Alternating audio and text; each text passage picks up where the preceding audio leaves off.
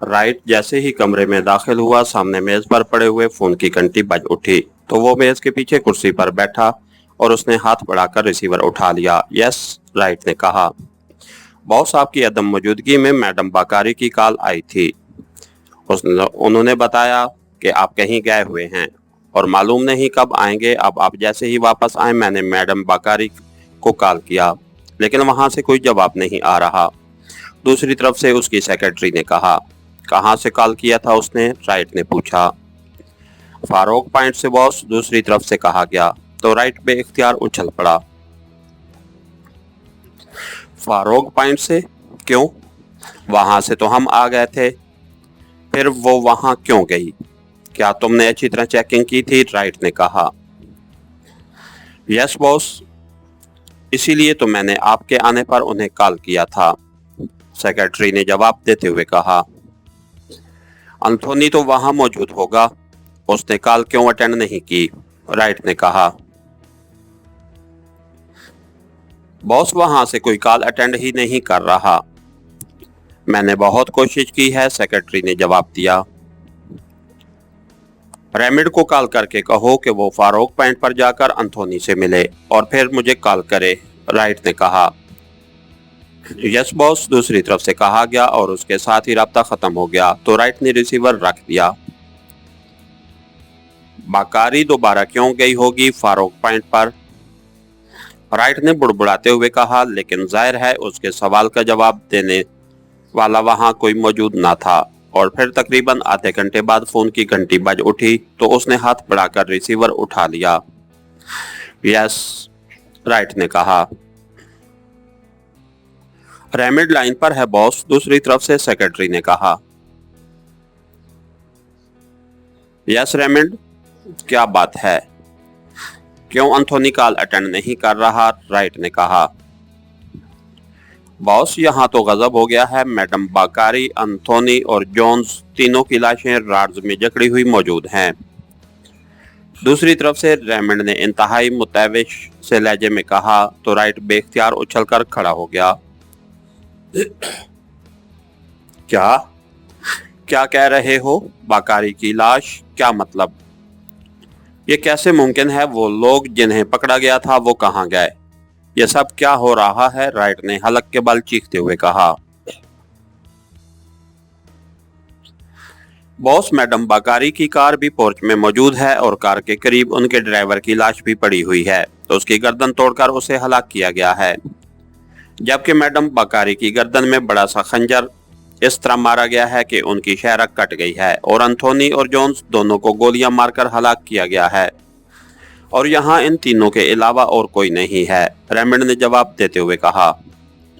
Very bad, really very bad. ठीक है, तुम जाओ, मैं खुद ही इस पॉइंट का बंदोबस्त कर लूंगा, राइट ने दोबारा कुर्सी पर बैठते हुए कहा। और उसके साथ ही उसने हाथ बढ़ाकर फोन पीस के नीचे लगे हुए बटन को प्रेस करके फोन को डायरेक्ट किया और फिर करेडल दबाकर और ट्यून आने पर उसने तेजी से नंबर प्रेस करने शुरू कर दिए। यस, राफ्ट बोल रहा हूँ। राब्ता कायम होते ही दूसरी तरफ से एक मर्दाना आवाज सुनाई दी। राइट बोल रहा हूँ, राइट ने खुश्क लहजे में कहा। ओह यस बॉस, हुक्म, दूसरी तरफ से इंतहाई मुअद्दबाना लहजे में कहा गया। बाकारी कहाँ है? राइट ने पूछा। बॉस, मैडम को एंथोनी की कॉल आई थी कि उसने फारूक पॉइंट पर मशकूक अफराद के मेकअप वॉश कर लिए हैं। उसने बताया था कि उसने उसके लिए इंतहाई सर्द पानी इस्तेमाल किया तो उनके मेकअप वॉश हो गए। और अब ये एक स्विस औरत और 4 मर्द और एक औरत पाकिस्तानी है। रिपोर्ट सुनकर मादाम फौरन ड्राइवर लेकर फारूक पॉइंट पर चली गई। उसके बाद उनकी वापसी नहीं हुई और ना ही उनकी तरफ से कोई कॉल आई है, राफ्ट ने इंतहाई मुअद्दबाना लहजे में तफसील बताते हुए कहा। ओह, तो इस तरह इन लोगों ने बाकारी को वहां बुलवा लिया। दुश्मन एजेंटों ने फारूक पॉइंट पर बाकारी, एंथोनी और जोन्स तीनों को हलाक कर दिया और खुद वो निकल गए, राइट ने कहा। क्या क्या कह रहे हैं बॉस? मैडम बाकारी को हलाक कर दिया गया है, राफ्ट ने इंतहाई हैरत भरे लहजे में कहा। हाँ, और सुनो, ان تینوں کی لاشیں وہاں سے اٹھوا کر ان کے دفنانے کے انتظامات کراؤ اور فاروق پوائنٹ پر اپنا کوئی آدمی تعینات کر دو، جبکہ اب سیکشن ہیڈ کوارٹر کے انچارج اس وقت تک تم رہو گے جب تک چیف کوئی اور بندوبست نہیں کر دیتا۔ اور سنو، اس کے ساتھ ساتھ پورے سیکشن کو باکاری کے بارے میں اطلاع دے دو اور انہیں ان دشمن ایجنٹوں کی تلاش پر لگا دو، اور جو بھی مشکوک نظر آئے اسے چیک کرنے کی بجائے گولیوں سے اڑا دو، رائٹ نے تیز لہجے میں کہا۔ یس باس، دوسری طرف سے کہا گیا تو رائٹ نے کریڈل دبا دیا اور پھر ٹیون آنے پر اس نے تیزی سے نمبر پریس کرنے شروع کر دیے۔ مارتھر بول رہا ہوں، رابطہ قائم ہوتے ہی دوسری طرف سے مردانہ آواز سنائی دی۔ رائٹ بول رہا ہوں، رائٹ نے کہا۔ یس باس، دوسری طرف سے کہا گیا۔ ایس وی ایس آ گیا پوزیشن پر؟ رائٹ نے پوچھا۔ مشینری پہنچ گئی ہے اور اب اس کی تنصیب کا کام ہو رہا ہے، مارتھر نے جواب دیتے ہوئے کہا۔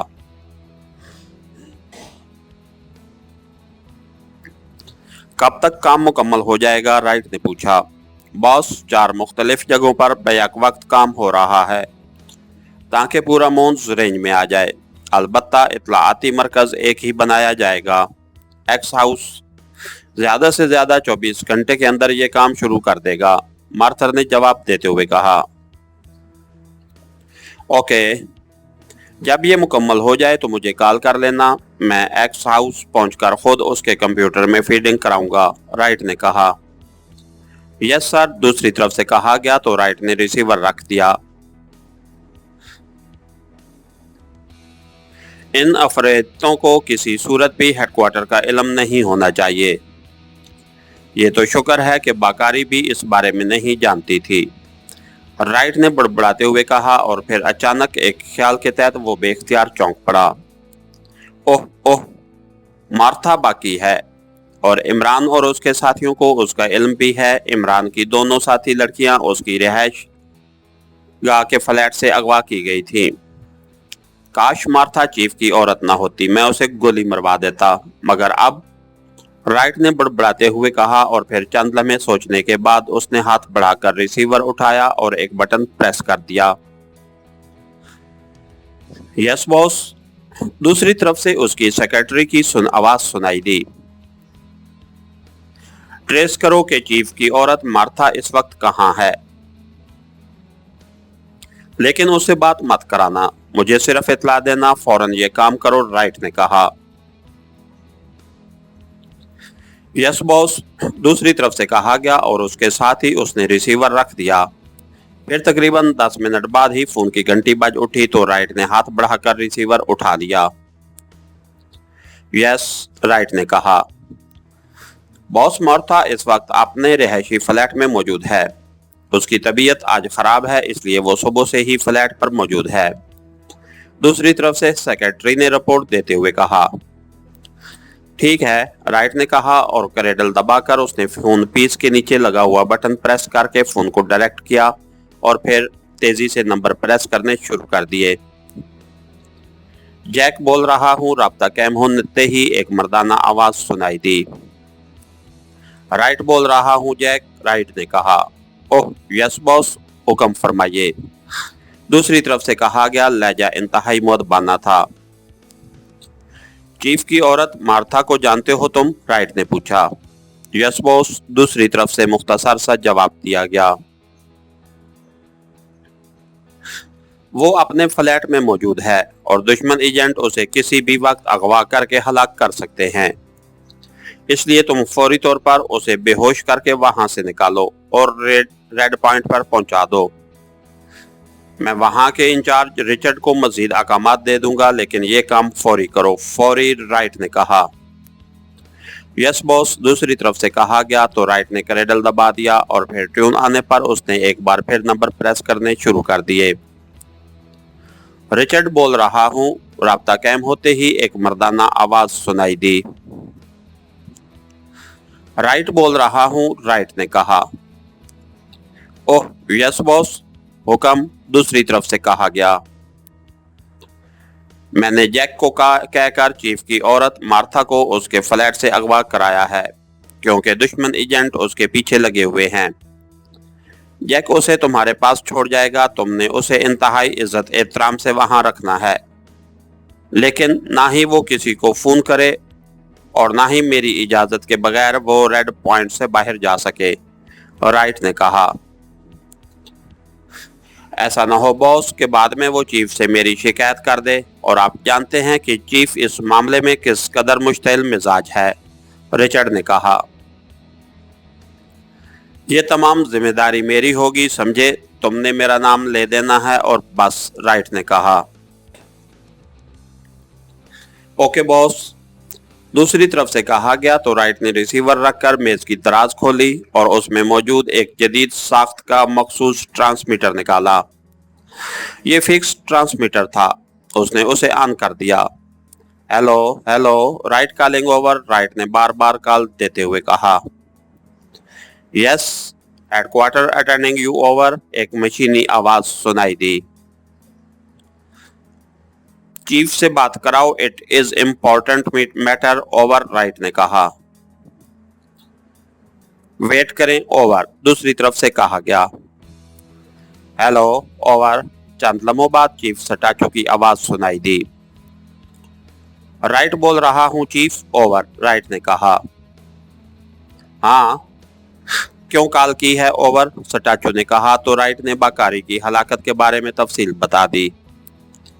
ओह वेरी बैड, तुमने उन्हें अपने सामने हलाक कर देना था, सटाचू ने कहा।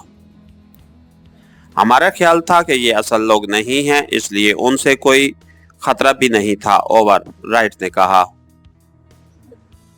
बहरहाल अब ये लोग कहाँ हैं, ओवर, सटाचू ने कहा।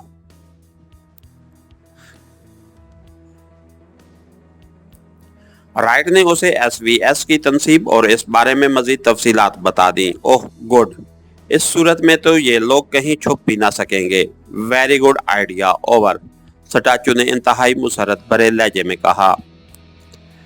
चीफ, मैंने इसलिए कॉल की है कि मैं आपके नोटिस में एक और बात लाना चाहता हूँ, ओवर, राइट ने कहा। वो क्या, ओवर, सटाचू ने पूछा।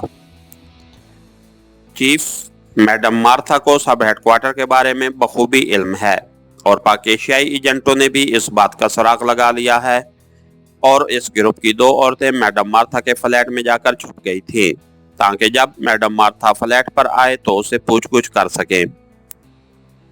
बाकारी के आदमी उनकी निगरानी कर रहे थे, इसलिए हमने उन्हें वहां से अगवा करा लिया, लेकिन अब बाकारी को हलाक करके ये दोबारा गायब हो गए हैं।